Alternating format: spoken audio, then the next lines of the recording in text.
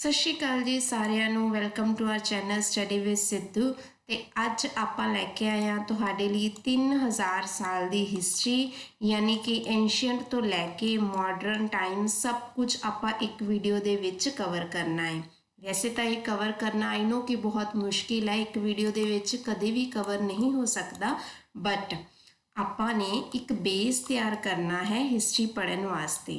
ठीक है, आपां पूरा 3000 साल का इतिहास इस वीडियो दे विच डिस्कस करना है। जिन्ने भी बच्चे साडे नाल जुड़े हुए ने, चाहे उन्होंने तैयारी हाले शुरू कर दी है, तैयारी करन बारे सोच रहे ने या विच विचाले ने हिस्ट्री पढ़न नूं दिल नहीं करता, हिस्ट्री की समझ नहीं आनी, पढ़ लैंदे हो भुल जाते हो, तो यह वीडियो तुहाड़ियां सारियां मुश्किलों का हल करेगी। इस वीडियो नूं पूरी देखना है तो मैं तुहाडे नाल प्रॉमिस करदी हाँ कि इस वीडियो नूं वेखण तो बाद तुहानूं हिस्ट्री कदे नहीं भुलेगी। तुहाडा इहो जिहा बेस तैयार हो जाएगा इस वीडियो तो बाद कि तुसी दोबारा हिस्ट्री पढ़न तो झिझकोगे नहीं। तुहानूं पता होगा किहड़ा टाइम कदों सीगा, तुहाडे माइंड 'च एक फ्रेम तैयार हो जाएगा। ठीक है, सो बने रहो साडे नाल। करदे हां शुरू। अज आपां की पढ़ना है? Ancient, medieval and modern. ठीक है, आने वाली क्लासिस लिए एक बेस तैयार कर लेना है। ठीक है, ताकि जो इस तो बाद टॉपिक पढ़ाइए वो तुहानूं पता होए कि ये कित्थों ने, ये एंशियंट का पार्ट है, मिडीवल का कि मॉडर्न का। ठीक है, क्योंकि आपां की करने आपां हड़प्पा सभ्यता जिद्दां पढ़ ली है ना, या आपने अशोक पढ़ लिया, या आपने 1857 का रिवॉल्ट पढ़ लिया, आप यही नहीं डिस्क्राइब या क्लासीफाई कर पाते कि वो एंशियंट हिस्ट्री या मिडीवल सी कि मॉडर्न सी। ठीक है, मतलब बड़ी कन्फ्यूजन है कई बच्चों को। मैं सारिਆਂ की गल नहीं करती, बहुत सारे तो एक रीडिंग दे विच ही समझ जाते हैं, है ना। बट जो बच्चे साइंस बैकग्राउंड तो होंगे ने, है ना, या जिन्हों का हिस्ट्री सबजैक्ट नहीं होंदा, उन्होंने बड़ी प्रॉब्लम आती है। सो इस वीडियो नूं दे विच तुहानूं सारा कुछ क्लीयर हो जाएगा कि की पार्ट किस टाइम का है। ठीक है जी, तो अगर तुसी चैनल ते नवे हो तो काइंडली चैनल नूं सबसक्राइब कर दो। ठीक है जी, चलो करते हैं शुरू। यही है पहला आपां शुरू किया एंशियंट टाइम्स तो। ये आपां की पढ़ना है? हड़प्पा सिविलाइजेशन पढ़ांगे, ऋग्वैदिक टाइम पढ़ांगे, पोस्ट वैदिक टाइम पढ़ांगे, महाजनपद काल पढ़ांगे, अशोक पढ़ांगे, चंद्रगुप्त मौर्य पढ़ांगे, मोहम्मद कासिम पढ़ांगे, चाणक्य पढ़ांगे, फर्स्ट मुस्लिम अटैक पढ़ांगे, दैन महमूद गजनवी पढ़ांगे, दैन मोहम्मद गोरी पढ़ांगे, दैन कुतुबुद्दीन ऐबक, अलाउद्दीन, फिर बाबर आ जाऊगा। ठीक है, उस तो बाद अंग्रेज आ जाएंगे भारत विच, फिर अंग्रेज़ों के सारे एक्ट्स आ जाएंगे। 1940 विच किद्दां कॉन्स्टिट्यूशन की फॉर्मेशन होनी शुरू हुई, है ना, किद्दां उन्होंने होर एक्ट्स आए, वो सारा कुछ आ जाऊगा। तो फिर 1947 दे विच किद्दां भारत आज़ाद होया वो करवा देंगे। फिर ग्रीन रेवोल्यूशन करवावांगे। ठीक है, 1991 की जो इकोनॉमिक क्राइसिस आया सी वो कवर करांगे। उस तो बाद आपां जो प्रेजेंट टाइम चल रहा है 2023 उतों तक पहुँचावांगे। ठीक है, यह सारा कुछ आपने अज वीडियो दे विच कवर करना है। ठीक है, बहुत सिंपल तरीके नाल करावांगे, तुहानूं बने रहना है साडे नाल। देखो, सब तो पहला आपां करांगे हड़प्पा सिविलाइजेशन। 3000 साल पहला तो शुरू कर रहे हैं आपां। सब तो भारत की सब तो पहली सभ्यता सीगी हड़प्पा सभ्यता। इनू पंजाबी विच सिंधु घाटी की सभ्यता भी कहते हैं। ठीक है, यानी कि first civilisation in India, Indus valley civilisation. ठीक है, यह सिंधु नदी की जो किनारे ते सीगे इनके सारे शहर। ठीक है, इसलिए इनू सिंधु घाटी की सभ्यता कहते हैं। इत्थों इनका नाम उपजया है सिंधु सिविलाइजेशन। ठीक है, इनकी जिहड़ी फर्स्ट सिटी सीगी वो सीगी हड़प्पा। ठीक है, इकोनॉमी किद्दां दी सी इहदे विच? Surplus economy. ठीक है, इकोनॉमी दी टाइप्स ने, ये आप अगों इकोनॉमी वाली क्लासिस कवर करांगे। तुसी बस इन्ना याद रख लो कि सरप्लस यानी कि उन्हां कोल सिर्फ जीवन योग्य मटीरियल नहीं हुंदा सी, बल्कि वो एक्सैस विच उहनूं सेव करके रखते सी। वो किद्दां पता चलिया? क्योंकि आपां नूं जो ग्रेन्स दे है ना जिथे स्टोर्स मिले ने, वो कित्थे ग्रेन स्टोर करके रखते सी, वो आपां नूं मिले ने, उनके भंडार मिले ने। ठीक है, उत्थों आपां नूं पता लगता है कि उन्हां दी इकोनॉमी किद्दां दी सीगी। ठीक है जी, ਹੁਣ ਇੱਕ ਗੱਲ ਹੋਰ ਯਾਦ ਰੱਖੋ ਕਿ ਜਿਹੜਾ ਭਾਰਤ ਦਾ ਇਤਿਹਾਸ ਹੈ ਨਾ ਉਹ ਉਲਟਾ ਇਤਿਹਾਸ ਹੈ। ਠੀਕ ਹੈ, ਮਤਲਬ ਆਪਾਂ ਇੱਦਾਂ ਗਰੋ ਹੁੰਨੇ ਆ ਬਟ ਭਾਰਤ ਨੇ ਉਲਟਾ ਗਰੋ ਕੀਤਾ। ਕਿੱਦਾਂ? ਭਾਰਤ ਵਿੱਚ ਪਹਿਲਾਂ ਅਰਬਨਾਈਜੇਸ਼ਨ ਆਈ, ਫਿਰ ਰੂਰਲਾਈਜੇਸ਼ਨ ਆਈ, ਫਿਰ ਅਰਬਨਾਈਜੇਸ਼ਨ ਆਈ। यानी कि पहला शहरी जिंदगी सीगी, जिद्दां आपां हड़प्पा सभ्यता च पढ़िया है ना, लोग शहरां च वसदे सीगे। ठीक है, कोई तरह की कोई भेदभाव सुपरस्टिशन किसी तरह की मतलब कर्म कांड नहीं सीगे, कोई रिचुअल्स नहीं सीगियां, कोई कास्ट सिस्टम नहीं सीगा, कोई क्लास नहीं सी एंड कोई रिलीजन नहीं सीगा। ठीक है, कदे किसी ने पढ़िया कि हड़प्पा दे विच आह धर्म प्रचलित सी? नहीं पढ़िया सी। ठीक है, क्योंकि उस टाइम इंडिया की जो सभ्यता सीगी वो बहुत वधिया सीगी। ठीक है, अर्बनाइजेशन सीगा। ठीक है, बहुत सरल लाइफ सी, बहुत ईजी लाइफ सीगी, बहुत मॉडर्न सीगे लोग कंपैरिजन टू अस। ठीक है, उन्होंने सोच बहुत उच्ची सी कह लो। ठीक है, उस तो बाद फिर भारत च आया ग्रामीण जीवन। ठीक है, तो हुण हौली हौली फिर भारत जा रहा है अर्बनाइजेशन वाल। इत्थों की प्रूफ मिलता आपां नूं कि यह भारत का जो इतिहास है ये उल्टा इतिहास है। ठीक है, होर हड़प्पा सभ्यता दे विच इक्वैलिटी सीगी मेल्स और फीमेल्स दे विच। ठीक है, आपां ने वेख्या है ना उन्हां दी जिहड़े आपां नूं आर्कीटैक्चर मिलदे ने। ठीक है, उहदे विच ओह ईवन मदर गोडैस दी भी पूजा करदे ने। ठीक है, उत्थे ही मेल्स भी पुजारी जिहड़े ने उन्हां दे भी ओह मिले आपां नूं है ना स्टैचूज। ਤਾਂ ਕੋਈ ਕਿਸੇ ਨਾਲ ਭੇਦਭਾਵ ਕਿਸੇ ਤਰ੍ਹਾਂ ਦਾ ਨਹੀਂ ਸੀਗਾ, ਕੋਈ ਕਾਸਟ ਸਿਸਟਮ ਨਹੀਂ ਸੀ, ਕੋਈ ਕਲਾਸ ਨਹੀਂ ਸੀ। ਠੀਕ ਹੈ, ਇੱਕ ਗੱਲ ਹੋਰ ਇੱਥੇ ਯਾਦ ਰੱਖਣੀ ਹੈ ਹਿਸਟਰੀ ਪੜ੍ਹਦੇ ਹੋਏ ਆਪਾਂ ਨੇ ਕਿ ਜਦੋਂ ਵੀ ਲਾਈਫ ਵਿੱਚ ਹੈ ਨਾ ਪ੍ਰੋਬਲਮ ਆਉਂਦੀ ਹੈ, ਲਾਈਫ 'ਚ ਹੈ ਨਾ ਕੋਈ ਪ੍ਰੋਬਲਮ ਆਉਂਦੀ ਹੈ ਤਾਂ ਜਿਹੜਾ ਇਨਸਾਨ ਹੁੰਦਾ ਹੈ ਨਾ ਉਹ ਉਹਦਾ ਸਲਿਊਸ਼ਨ ਲੱਭਦਾ ਹੈ। ਠੀਕ ਹੈ, ਕੀ ਕਰਦਾ? ਜਦੋਂ ਵੀ ਆਪਾਂ ਨੂੰ ਕੋਈ ਪ੍ਰੋਬਲਮ ਆਈ, ਕੋਈ ਡਿਫਿਕਲਟੀ ਆਈ ਤਾਂ ਇਨਸਾਨ ਨੇ ਕੀ ਕੀਤਾ? ਉਹਨੂੰ ਈਜ਼ੀ ਕਰਨ ਵੱਲ ਤੁਰ ਪਿਆ। ਠੀਕ ਹੈ, ਆਪਦੇ ਵੱਲੋਂ ਆਪਦੀ ਕੋਸ਼ਿਸ਼ ਕੀਤੀ, ਨਿਊ ਇਨਵੈਂਸ਼ਨ ਕੀਤੀ ਕਿ ਮੈਂ ਆਪਦੀ ਲਾਈਫ ਨੂੰ ਈਜ਼ੀ ਕਰ ਲਾਂ ਜਾਂ ਆਪਣੀ ਪ੍ਰੋਬਲਮ ਨੂੰ ਸੋਲਵ ਕਰ ਲਾਂ। ਠੀਕ ਹੈ, ਹੁਣ ਹੜੱਪਾ ਸਭਿਅਤਾ ਤੋਂ ਬਾਅਦ ਇਹ ਗੱਲ ਪੂਰੀ ਹਿਸਟਰੀ 'ਚ ਯਾਦ ਰੱਖਣੀ ਹੈ। ਠੀਕ ਹੈ, ਕੁਛ ਵੀ ਪੜ੍ਹੋਗੇ अगली चीज़ क्यों हुई इहदा इस चीज़ विच आंसर मिल जाऊगा तुहानूं। ठीक है, हुण वेखो रिग वैदिक टाइम्स हड़प्पा सभ्यता तो बाद हड़प्पा सभ्यता चली अपनी 2500 BC तो लैके तकरीबन 1700 और 1500 BC तक। ठीक है, उस तो बाद कोई एग्जैक्ट आपां नूं नहीं मिलता मटीरियल कि कह सकीए कि 1500 तो रिग वैदिक टाइम स्टार्ट होया या उस तो लेट। सो आपां मन के चलते हैं कि यह 1000 BC तो लैके 800 तक आप रिग वैदिक टाइम्स नूं मन के चलते हुंदे आ। ठीक है, उस टाइम किसी का लाइफ बहुत ईजी सीगी, विलेज लाइफ सीगी, परमानेंट रेजिडेंस नहीं सीगा बिकॉज आपां नूं अलग अलग जगह ते इन्हां दे जो मिले ने है ना अंश मिले ने तो उन्हां तो यह प्रूफ हुंदा है कि इन्हां दी लाइफ परमानेंट नहीं सीगी, कोई इन्हां दे पक्के टिकाने नहीं सीगे। एनीमल रीयरिंग करते सीगे लोग, यानी कि पशु पालन किया जाता सीगा, ट्राइबल लाइफ सीगी एंड जन। ठीक है, छोटे छोटे जन सीगे उन्हां विच ये डिवाइड सीगे, जिवें छोटा जिहा ग्रुप कह लो। ठीक है, उन्हां विच ये लोग डिवाइड सीगे रिग वैदिक टाइम्स दे विच। फिर आया पोस्ट वैदिक काल, यानी कि 800 तो बाद आपां ये 600 या 500 तक मन लैने हुंदे आ। ठीक है, जो हिस्टरी दी मोस्ट ऑफ बुक्स दे विच है।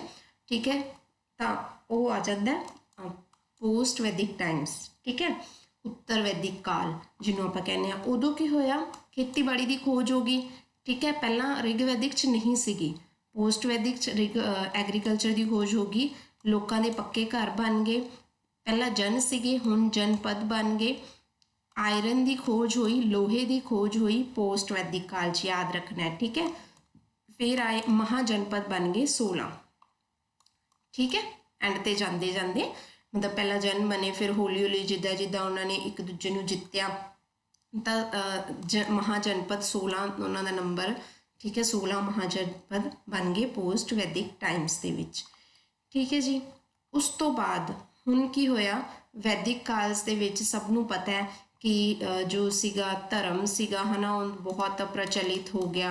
ठीक है, ਲੋਕਾਂ ਨੂੰ ਡਿਵਾਈਡ ਕਰ ਦਿੱਤਾ ਗਿਆ। ਠੀਕ ਹੈ, ਬਾਮਨ ਵੈਸ਼ਨੂ ਛਤਰੀਆ ਸ਼ੂਦਰ ਦੇ ਵਿੱਚ ਹੈ ਨਾ ਡਿਵਾਈਡ ਕੀਤਾ ਨਾ, 4 ਸਟੇਜਿਸ ਆਫ ਲਾਈਫ ਦੀਆਂ ਬਣਾ ਦਿੱਤੀਆਂ ਗਈਆਂ। ਹਾਂ, ਹੁਣ ਉਹਦੇ ਨਾਲ ਪਹਿਲਾਂ ਤਾਂ ਇਹ ਸਾਰਾ ਕੁਛ ਨਹੀਂ ਸੀਗਾ, ਹੁਣ ਉਹਦੇ ਨਾਲ ਜਿਹੜੇ ਸ਼ੂਦਰ ਸੀਗੇ ਇਹਨਾਂ ਦੀ ਲਾਈਫ ਤਾਂ ਬਹੁਤ ਖਰਾਬ ਹੋ ਗਈ ਹੈ ਨਾ। ਮਤਲਬ ਇਹਨਾਂ ਨੂੰ ਵਿਚਾਰਿਆਂ ਨੂੰ ਜਿੰਨਾ ਵੀ ਮਤਲਬ ਅਛੂਤ ਮੰਨਿਆ ਜਾਂਦਾ ਸੀਗਾ, ਇਹਨਾਂ ਦਾ ਘੁੰਮਣ ਜਗ੍ਹਾ 'ਤੇ ਜਾਣਾ ਅਸ਼ੁਭ ਮੰਨਿਆ ਜਾਂਦਾ ਸੀਗਾ, ਘੁੰਮਣ ਜਗ੍ਹਾ ਤੋਂ ਪਾਣੀ ਨਹੀਂ ਪੀਣ ਦਿੱਤਾ ਜਾਂਦਾ ਸੀ ਇਹਨਾਂ ਨੂੰ ਹੈ ਨਾ। ਤਾਂ ਇਹਨਾਂ ਨੇ ਕੀ ਕੀਤਾ, ਇਹਨਾਂ ਨੂੰ ਇਸ ਚੀਜ਼ ਨਾਲ ਪ੍ਰੋਬਲਮ ਹੋਈ ਤਾਂ ਫਿਰ ਕਿਹਦਾ ਓਰੀਜਨ ਹੋਇਆ, ਬੁੱਧਿਜ਼ਮ ਔਰ ਜੈਨਿਜ਼ਮ ਦਾ। ਬੁੱਧ ਧਰਮ ਆਇਆ ਔਰ ਜੈਨ ਧਰਮ ਆਇਆ। ਇਹਨਾਂ ਨੇ ਲੋਕਾਂ ਨੂੰ ਕਿਹਾ ਕਿ ਇਹ ਜਿਹੜੀਆਂ ਰਿਚੁਅਲਸ ਨੇ, ਇਹ ਜੋ ਕਾਸਟ ਸਿਸਟਮ ਹੈ, ਇਹ ਸਭ ਫੇਕ ਹੈ। ਠੀਕ ਹੈ, ਇੱਦਾਂ ਦਾ ਕੁਛ ਨਹੀਂ ਹੈ। ਇਹਨਾਂ ਨੇ ਆਪਦੀਆਂ ਅਲੱਗ-ਅਲੱਗ ਜੋ ਕਹਿ ਲਓ ਥਿਊਰੀਜ਼ ਦਿੱਤੀਆਂ, ਕਨਸੈਪਟ ਦਿੱਤੇ ਕਿ ਰੱਬ ਇੱਦਾਂ ਆ। ਠੀਕ ਹੈ, ਆਪਾਂ ਉਹ ਸਾਰਾ ਕੁਛ ਇਹਨਾਂ ਦੀ ਅਲੱਗ ਡਿਟੇਲ ਜਦੋਂ ਕਲਾਸਿਸ ਹੋਣਗੀਆਂ ਆਪਾਂ ਉਹਦੇ ਵਿੱਚ ਪੜ੍ਹਾਂਗੇ। ਠੀਕ ਹੈ, ਤਾਂ ਉਸਨੂੰ ਖਤਮ ਕਰਨ ਲਈ ਬੁੱਧਿਜ਼ਮ ਐਂਡ ਜੈਨਿਜ਼ਮ ਆਇਆ। ਠੀਕ ਹੈ, ਉਸ ਤੋਂ ਬਾਅਦ ਆਪਣੇ ਕੋਲ ਮੌਰੀਅਨ ਟਾਈਮਸ। ਠੀਕ ਹੈ, ਇਹ 326 ਤੋਂ ਆਪਾਂ ਮੰਨ ਕੇ ਚੱਲੀਏ ਤਾਂ ਜਦੋਂ ਚੰਦਰਗੁਪਤ ਮੌਰੀਆ ਸੀਗੇ। ਠੀਕ ਹੈ, ਉਸ ਤੋਂ ਪਿੱਛੇ ਚੱਲਦਾ ਰਿਹਾ ਤਾਂ ਮੌਰੀਆ ਟਾਈਮਸ। ਠੀਕ ਹੈ, ਬਹੁਤ ਅਹਿਮ ਹਿੱਸਾ ਹੈ ਇਹਦਾ ਭਾਰਤ ਦੇ ਇਤਿਹਾਸ ਦੇ ਵਿੱਚ। ਇਹਦਾ ਆਰਕੀਟੈਕਚਰ, ਇਹਦਾ ਆਰਟ ਐਂਡ ਕਲਚਰ ਬਹੁਤ ਜ਼ਿਆਦਾ ਇੰਪੋਰਟੈਂਟ ਹੈ PCS ਐਂਡ UPSC ਵਾਸਤੇ। ਠੀਕ ਹੈ, ਜਿਹੜੇ ਬੱਚੇ PCS ਐਂਡ UPSC ਦੀ ਤਿਆਰੀ ਕਰ ਰਹੇ ਨੇ ਉਹ ਮੌਰੀਅਨ ਟਾਈਮਸ ਨੂੰ ਚੰਗੀ ਤਰ੍ਹਾਂ ਕਰ ਲੈਣ, ਸਪੈਸ਼ਲੀ UPSC ਵਾਲੇ ਬੱਚੇ। ਠੀਕ ਹੈ, ਪ੍ਰੀ ਲਈ ਬਹੁਤ ਇੰਪੋਰਟੈਂਟ ਹੈ, ਮੇਨਸ ਲਈ ਬਹੁਤ ਇੰਪੋਰਟੈਂਟ ਹੈ।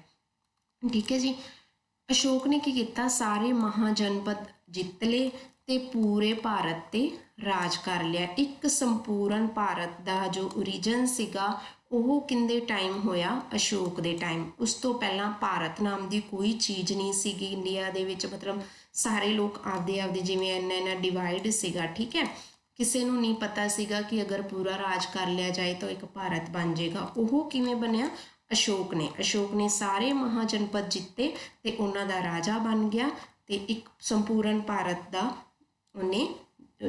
ਭਾਰਤ ਨੂੰ ਜਨਮ ਦਿੱਤਾ।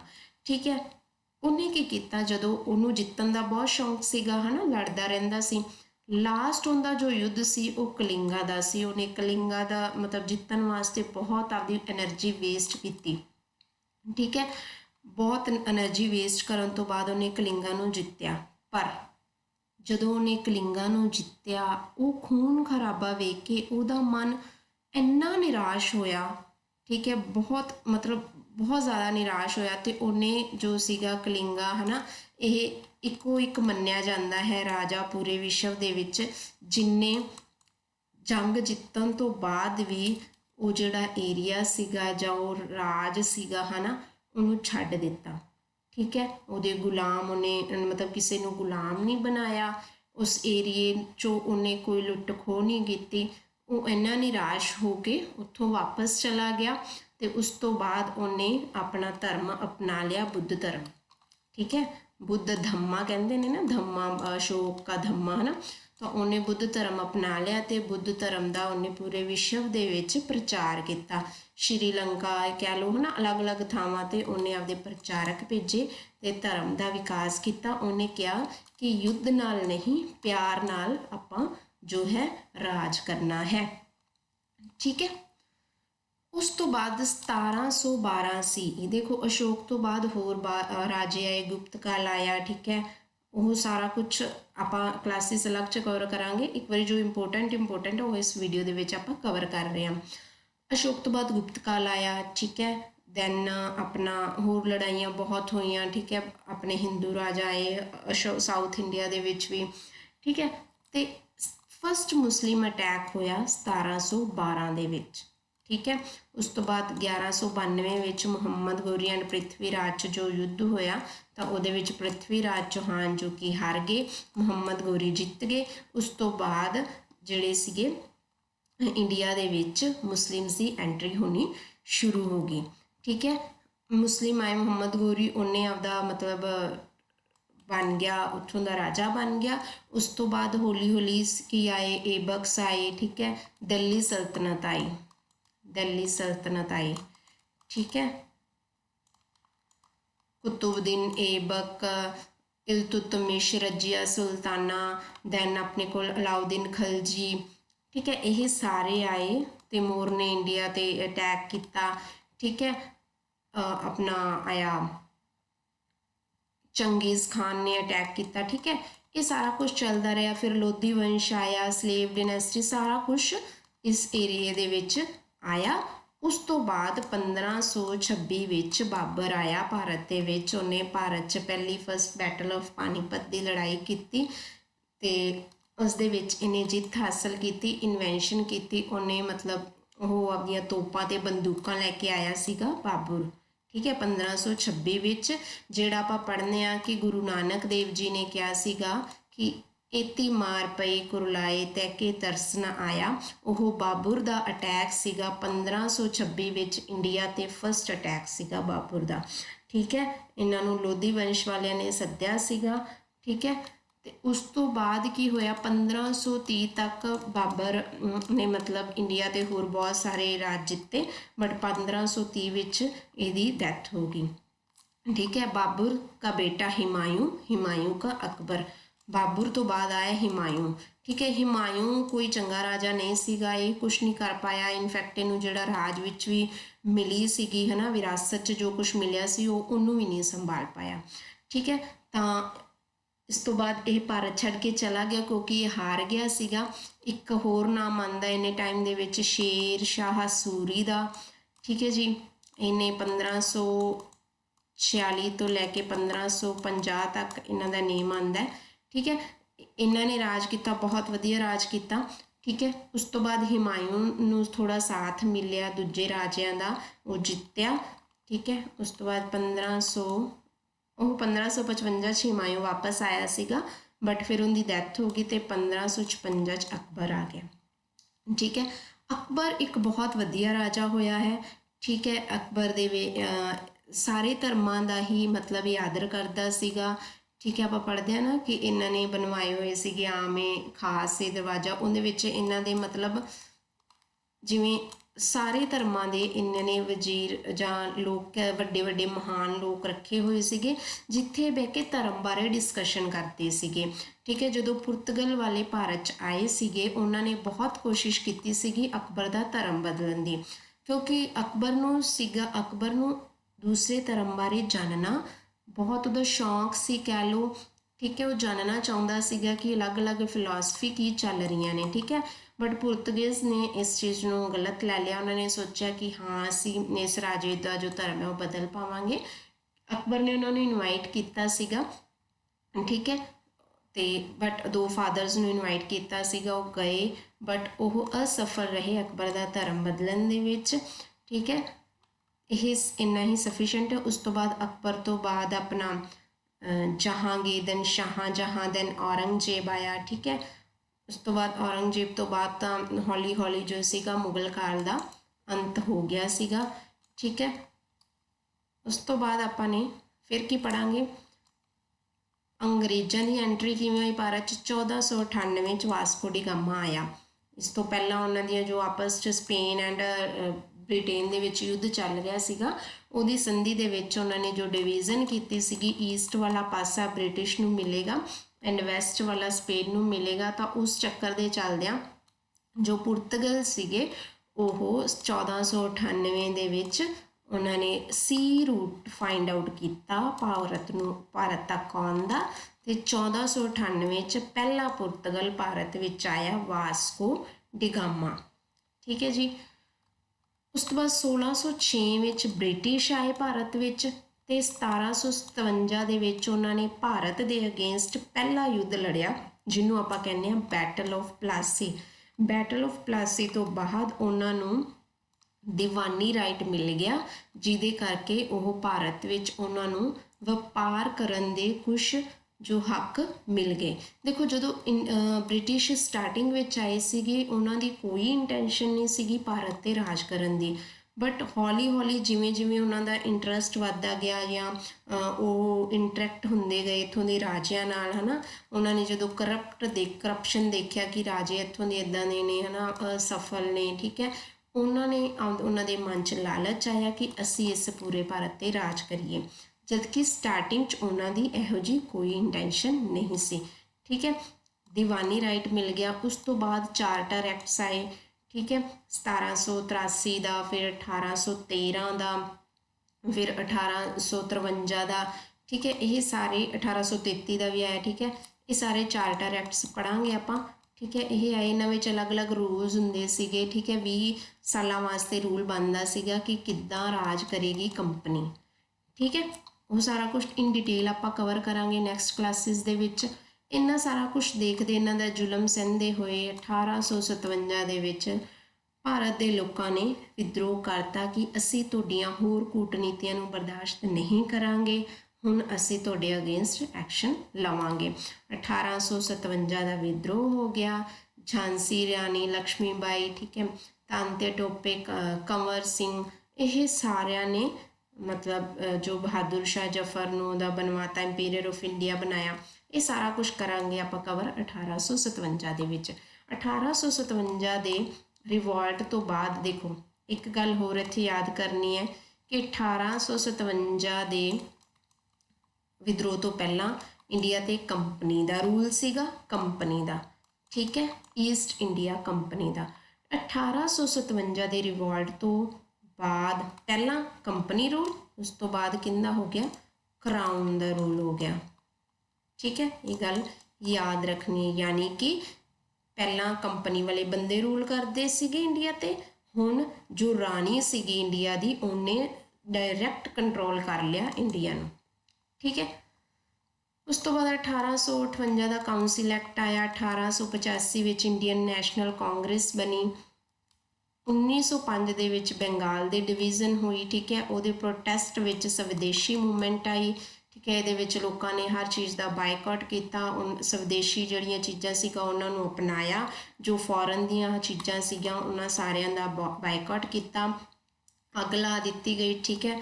1907 ਦੇ ਵਿੱਚ ਸੂਰਤ ਸਪਲਿਟ ਹੋਇਆ। ਇੰਡੀਅਨ ਨੈਸ਼ਨਲ ਕਾਂਗਰਸ ਦੇ ਵਿੱਚ ਮੋਡਰੇਟਸ ਤੇ ਐਕਸਟ੍ਰੀਮਿਟੀਜ਼ ਦੇ ਵਿੱਚ ਸਪਲਿਟ ਹੋ ਗਿਆ। ਪਹਿਲਾਂ ਇੰਡੀਅਨ ਨੈਸ਼ਨਲ ਕਾਂਗਰਸ ਦਾ ਇੱਕ ਹੀ ਜੋ ਹੁੰਦਾ ਸੀਗਾ, ਹੈ ਨਾ, ਸੈਮੀਨਾਰ ਜਾਂ ਕਾਨਫਰੰਸ ਹੁੰਦੀ ਸੀਗੀ, ਬਟ ਉਸ ਤੋਂ ਬਾਅਦ ਜਦੋਂ ਮੋਡਰੇਟਸ ਨੇ ਕਿਹਾ ਕਿ ਸਾਡੇ ਵਿਚਾਰ ਅਲੱਗ ਨੇ, ਐਕਸਟ੍ਰੀਮਿਟੀਜ਼ ਨੇ ਕਿਹਾ ਸਾਡੇ ਵਿਚਾਰ ਅਲੱਗ ਨੇ, ਬੋਥ ਆਰ ਡਿਫਰੈਂਟ, ਤਾਂ ਉਹਨਾਂ ਦੇ ਵਿੱਚ ਵਿਤਕਰਾ ਪੈ ਗਿਆ, ਸਪਲਿਟ ਹੋ ਗਿਆ। ਤੇ 1911 ਵਿੱਚ ਬੰਗਾਲ ਦੀ ਜੋ ਡਿਵੀਜ਼ਨ ਸੀਗੀ ਫਿਰ ਕੈਂਸਲ ਹੋ ਗਈ, ਠੀਕ ਹੈ। 1914 ਵਿੱਚ ਕਾਮਾਗਾਟਾ ਮਾਰੂ ਇੰਸੀਡੈਂਸ ਹੋਇਆ, ਗਦਰ ਮੂਵਮੈਂਟ ਆਈ। 1916 ਵਿੱਚ ਇੰਡੀਅਨ ਨੈਸ਼ਨਲ ਕਾਂਗਰਸ ਦੇ ਵਿੱਚ ਫਿਰ ਰੀਯੂਨੀਅਨ ਹੋ ਗਿਆ ਮੋਡਰੇਟਸ ਦਾ ਤੇ ਐਕਸਟ੍ਰੀਮਿਟੀਜ਼ ਦਾ। ਜਲਿਆਂਵਾਲਾ ਬਾਗ ਦਾ ਇੰਸੀਡੈਂਸ ਹੋਇਆ, ਫਿਰ ਸਾਈਮਨ ਕਮਿਸ਼ਨ ਭਾਰਤ ਆਇਆ, ਫਿਰ ਰਾਊਂਡ ਟੇਬਲ ਮੀਟਿੰਗਸ ਹੋਈਆਂ 1931 ਤੋਂ ਸਟਾਰਟ। ਭਗਤ ਸਿੰਘ, ਰਾਜਗੁਰੂ, ਸੁਖਦੇਵ ਨੂੰ ਫਾਂਸੀ ਹੋਈ, ਠੀਕ ਹੈ। ਉਸ ਤੋਂ ਬਾਅਦ 1929 ਵਿੱਚ ਪਹਿਲਾ ਆਜ਼ਾਦੀ ਦਿਵਸ ਮਨਾਇਆ ਗਿਆ। 1935 ਦਾ ਜੋ ਗੌਰਮੈਂਟ ਆਫ ਇੰਡੀਆ ਐਕਟ ਬਣਿਆ। 1948 ਵਿੱਚ ਸੈਕਿੰਡ ਵਰਲਡ ਵਾਰ ਹੋਇਆ ਅਤੇ ਉਸ ਤੋਂ ਬਾਅਦ ਬਹੁਤ ਸਾਰੇ ਐਕਟਸ ਜੋ ਸੀਗੇ ਅੰਗਰੇਜ਼ ਲੈ ਕੇ ਆਏ ਭਾਰਤ ਨੂੰ ਵਰਲਡ ਵਾਰ ਦੇ ਵਿੱਚ ਸ਼ਾਮਿਲ ਕਰਨ ਲਈ।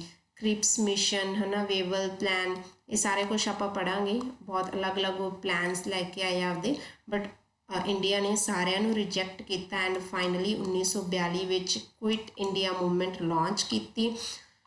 1945 ਔਰ 46 ਦੇ ਵਿੱਚ ਕੰਸਟੀਟਿਊਟ ਅਸੈਂਬਲੀ ਦੀ ਫਾਰਮੇਸ਼ਨ ਹੋਈ ਅਤੇ 1947 ਵਿੱਚ ਭਾਰਤ ਆਜ਼ਾਦ ਹੋ ਗਿਆ, ਠੀਕ ਹੈ ਜੀ। ਉਸ ਤੋਂ ਬਾਅਦ 26 ਨਵੰਬਰ 1949 ਨੂੰ ਕੰਸਟੀਟਿਊਸ਼ਨ ਬਣ ਗਿਆ, ਬਣ ਕੇ ਤਿਆਰ ਹੋ ਗਿਆ। 26 ਜਨਵਰੀ 1950 ਨੂੰ ਕੰਸਟੀਟਿਊਸ਼ਨ ਅਪਲਾਈ ਹੋ ਗਿਆ, ਠੀਕ ਹੈ, ਯਾਨੀ ਕਿ ਲਾਗੂ ਹੋ ਗਿਆ। ਇੰਨੀ ਤਰੀਕ ਨੂੰ ਬਣਿਆ।